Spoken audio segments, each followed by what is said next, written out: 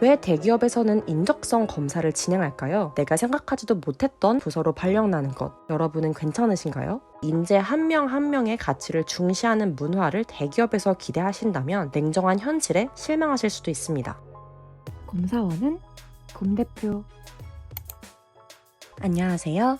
곰사원은 곰대표의 똥곰입니다. 저희 채널에서 구독자분들이 취업 관련 전략이나 진로에 대해 질문을 남겨주시곤 하는데요. 오늘은 취업을 준비하고 있는 분들이 많이 선호하시는 대기업에 대해 이야기해보려고 합니다. 첫 직장을 대기업에서 시작한다는 것의 의미와 사회초년생 입장에서 대기업의 장점과 단점을 정말 제 친동생에게 해주는 경험담처럼 진솔하게 말씀드리겠습니다.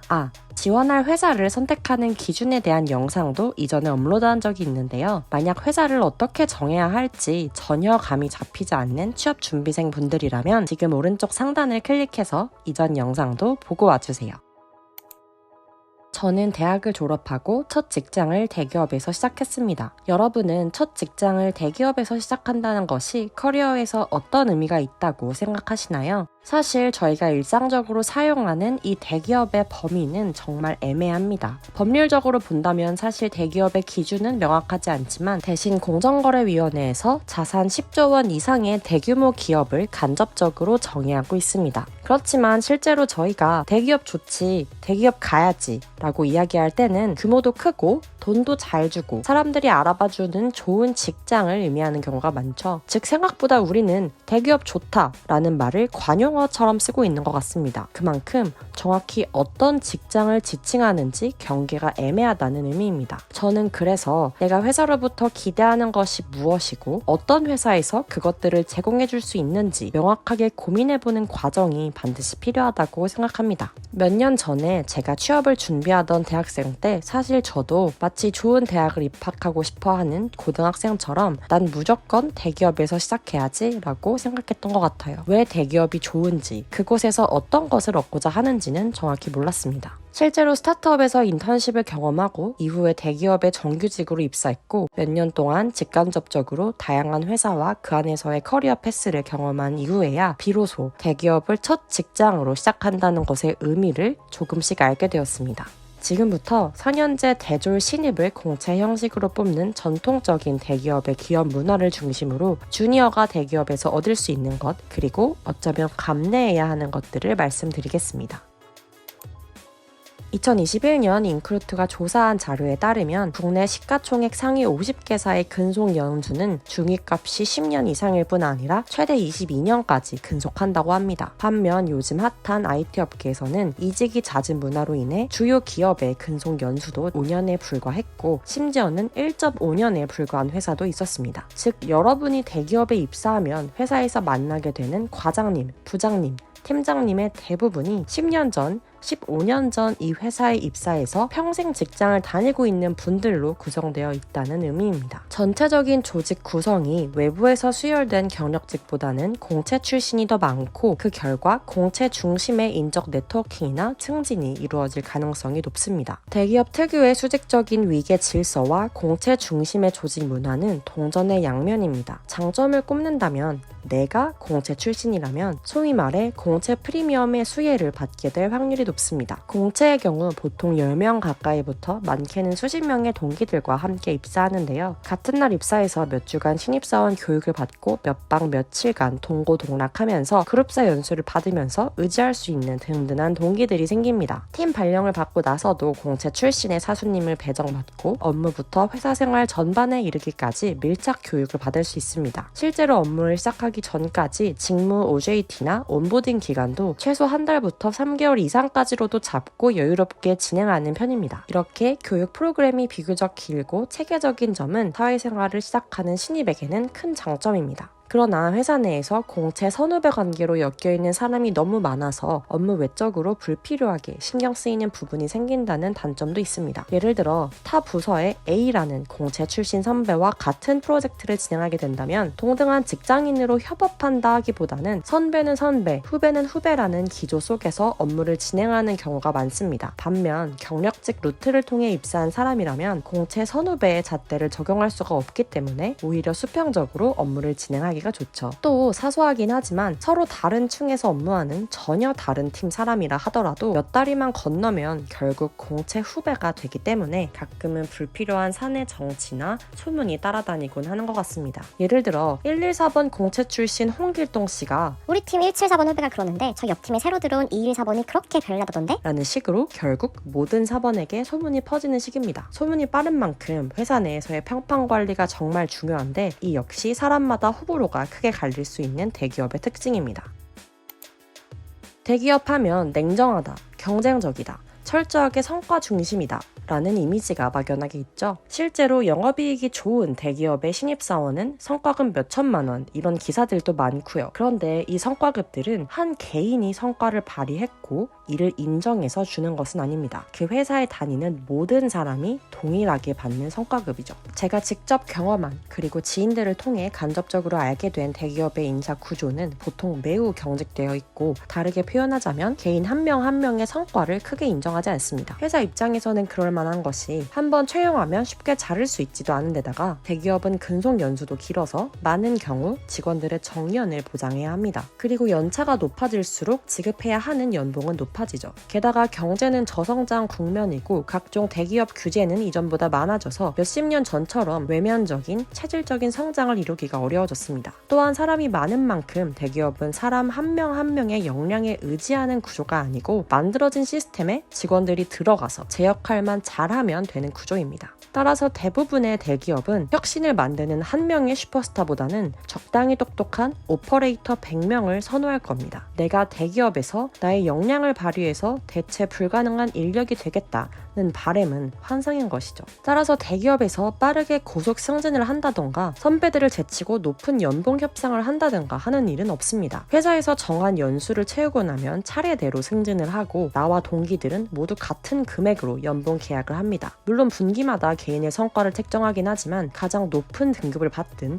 평균적인 등급을 받든 실제 떨어지는 월급은 대동소이하더라고요. 아무리 A라는 사람의 성과가 좋더라도 기업 입장에서 A의 선배인 B보다 더 높은 연봉을 주는 것이 조직 관리와 비용 측면에서 굉장한 리스크가 될 수 있기 때문입니다. 반면 상대적으로 규모가 작은 스타트업이나 외국계에서는 사람 한 명 한 명의 역량이 정말 중요합니다. 그래서 한 명의 슈퍼스타를 간절히 원하고 이들의 영입을 위해 기꺼이 많은 보수와 높은 복지 수준을 제공합니다. 실제로 제가 아는 한 지인은 전체 직원 200여 명 정도의 업력 10년차 강소기업에 입사했는데 개인의 성과에 따라 1년차 직원들 간의 성과급이 1천만 원까지도 차이가 났습니다. 또 다른 지인은 규모가 작은 회사에서 7년을 근무하고 팀장이 되었는데 그 회사에서 전기차를 지급받을 정도로 파격적인 대우를 받고 있습니다. 반면 7년차라는 연차는 대기업이라면 기껏해야 과장 정도로 승진할 수 있는 연차입니다. 이렇게 인재 한 명 한 명의 가치를 중시하는 문화를 대기업에서 기대하신다면 냉정한 현실에 실망하실 수도 있습니다. 대기업에서 주니어가 성과를 내기 어려운 또 다른 이유는 이미 주요한 매출 흐름을 만들어내는 비즈니스 모델과 주요 거래처가 안정적으로 확정되어 있는 경우가 많고 새롭게 퍼포먼스를 낼 수 있는 주요 프로젝트는 연차가 높은 선배에게 맡겨지는 경우가 많기 때문입니다. 근속연수가 긴 대기업 입장에서 1년에서 3년차까지의 주니어는 성과를 기대하는 연차가 아니라 배우는 단계의 연차입니다. 어차피 회사에서는 누가 프로젝트를 리딩하든 큰 차이가 없는데 가능하면 안정적으로 결과를 만들어내는 능숙한 직원을 선호하겠죠. 이렇듯 주니어가 혼자서 성과를 내기 어려운 구조이기 때문에 대기업에서 한 명의 신입사원을 뽑아서 교육하고 그로부터 성과가 나오기까지 1억 원 이상의 비용을 책정한다고 합니다. 이러한 이유 때문에 더 규모가 작은 곳에서 일하다가 경력직으로 대기업에 입사하신 분들은 대기업의 성과 체계에 당황하는 경우가 많더라고요. 규모가 작을수록 나 자신의 성과를 어필하고 그에 맞는 보상을 요구하는 것이 용이하지만 대기업은 전혀 그렇지 않으니까요.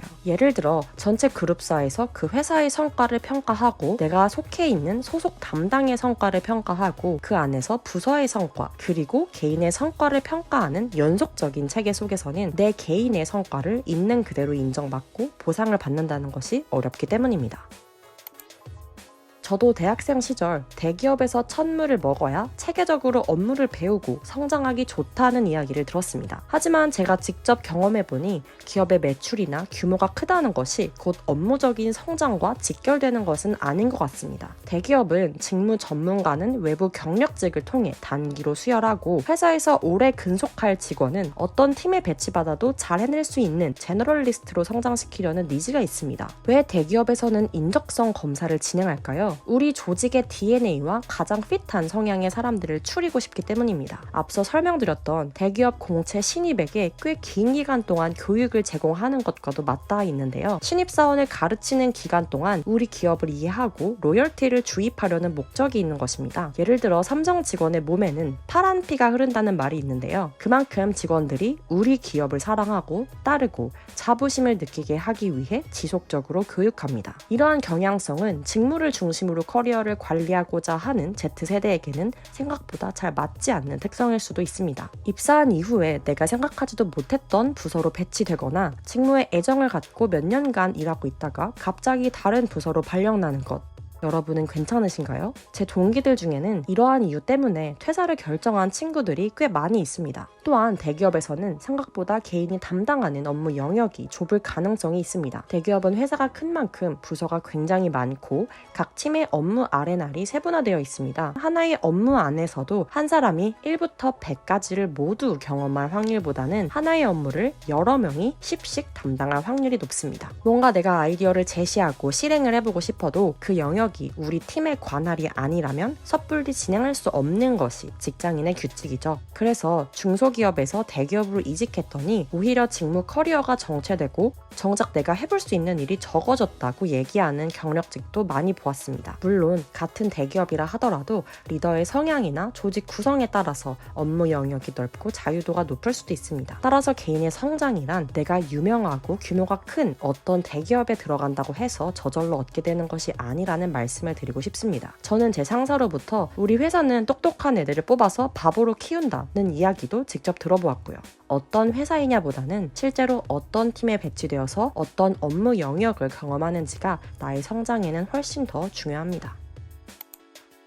환상과는 조금 다를 수 있는 대기업의 여러 특징에도 불구하고 대기업이기 때문에 얻을 수 있는 장점들도 분명히 존재하는데요. 일단 대기업은 자본과 사람이 많습니다. 대기업이라는 거대한 시스템과 조직 구조 속에서 많은 자본을 투입한 업무의 소용돌이를 경험하는 것은 분명 다이나믹한 기회를 제공합니다. 규모가 작은 회사라면 하나의 프로젝트가 잘 되지 않았을 때 받는 타격이 크기 때문에 굉장히 보수적으로 투자할 수밖에 없지만 대기업은 미래 먹거리를 위해 신사업에 공격적으로 투자하는 편입니다. 사내 벤처 제도로 신사업을 발굴하기도 하고 해외 진출이나 M&A로 영역을 확장하기도 합니다. 따라서 영세한 사업장에서라면 결코 투자해볼 수 없는 금액을 대기업의 자본으로 경영해본다는 점에서 스케일이 큰 업무를 과감하게 진행해볼 수 있습니다. 또 이 관점에서 직무 이동의 기회를 노려볼 수도 있습니다. 회사에 너무나 많은 팀이 있고 굉장히 많은 사람이 있기 때문에 내가 능력이 있고 적극적으로 어필한다면 경험해보고 싶은 부서로 인사 이동을 요청하기가 용이합니다. 물론 실제로 직무 이동에까지는 조직 내외에 여러 니즈가 맞아야 하긴 하지만 어렵게 입사한 회사를 옮기지 않고도 직무 이동을 시도해볼 수 있다는 것 역시 대기업의 장점입니다. 또 대기업의 안정적인 복지나 상대적으로 높은 연봉은 직장인으로서 건강한 자부심이 되기도 합니다. 직장인에게 연봉이라는 것은 액수 그 이상의 의미로 꽤 큰 아이덴티티를 부여합니다. 말 그대로 몸값, 일하는 사람으로서 나의 가치를 대변하기도 하니까요. 대학을 갓 졸업하고 아직 어떤 것도 증명하지 않은 20대에게 계약 연봉 5천만 원을 주는 것은 쉽지 않죠. 그런데 대기업은 제너럴리스트로 자라날 인재의 포텐셜을 중시하기 때문에 기꺼이 높은 초봉과 복지를 제공합니다. 또 다른 대기업에 입사한 제 지인은 입사한 첫 해에 성과급만으로 3천만 원 이상을 받기도 했습니다. 물론 초봉과 성과급은 상대적으로 높지만 계약 연봉의 상승률은 생각보다 높지 않다는 점은 염두에 두셔야 합니다. 수많은 직원에게 동일하게 적용되는 연봉 상승을 매년 제공해야 하니까요. 대기업에서 업무를 경험했다는 것은 커리어에 있어서 상당히 큰 영향력을 발휘하는 것 같습니다. 그 회사 출신이라는 것만으로 개인의 가치를 모두 대변하는 것은 아니지만 뭔가 능력이 있으니까 그 회사에서 채용되어 일했겠지 라는 식의 이유를 만들어주곤 하더라고요. 특히 특정 인더스트리를 리딩하는 1등 기업이거나 최근 급성장한 추세를 보이는 유망한 회사에서 이직을 해왔다면 그 사람이 이직을 해온 순간부터 저 사람 땡땡 회사 출신이래 라는 소문이 돌곤 합니다. 물론 3개월에서 6개월이면 그 사람의 진짜 실력이 드러나기 마련입니다. 그렇지만 개인 브랜딩과 PR 등 보여지는 것이 중요한 이직 시장에서 대기업 출신이라는 것은 어떤 의미를 가지는 것 같습니다. 특히 규모가 작은 스타트업에서는 대기업의 체계적인 업무 방식이나 시스템을 이식하고 싶어 하기 때문에 대기업 출신의 인재들을 굉장히 선호하곤 합니다. 저도 스타트업에서 인턴을 할 때 대기업 출신의 HR 담당자가 있었는데 회사에서 그 사람에 대해 이야기할 때는 항상 그 대기업 이름이 거론되더라고요. 지금까지 대기업의 여러 장단점과 특징을 말씀드렸고 이런 점들을 종합적으로 고려했을 때 나는 대기업을 경험해보고 싶다 라는 사회 초년생 분들이 있을 것 같아요. 그렇지만 점점 더 신입이 대기업에 입사할 수 있는 채용문이 줄어들고 있고 모두가 희망하는 대기업에 들어갈 수 없다는 것은 슬프지만 냉정한 현실입니다. 나는 꼭 주니어일 때 대기업에 들어가고 싶다 라고 생각하는 분들을 위해 현실적인 팁을 말씀드리고 싶습니다. 상대적으로 규모가 작더라도 여러 경험을 해볼 수 있는 곳에서 첫 커리어를 일단 시작하시기를 추천드립니다. 외국계도 좋고 스타트업도 좋습니다. 최소 6개월에서 최대 2년까지 특정한 직무를 어느 정도 경험하고 그 경험을 바탕으로 대기업의 신입으로 지원하면 아주 경쟁력 있게 입사할 가능성이 높아집니다. 저희 회사에도 소위 말해 중고 신입들이 신입 공채로 입사를 하고 있고요. 대기업에서 첫 커리어를 시작하지 않았지만 지금은 중고 신입으로 대기업에 들어간 주변 지인들도 정말 많습니다. 커리어는 우리 생각보다 길고 장기전이라는 것을 기억하고 취준에 접근하셨으면 좋겠습니다. 지금까지 제가 대기업에서 경험한 현실적인 장단점을 말씀드려 보았는데요. 혹시 도움이 되셨을까요?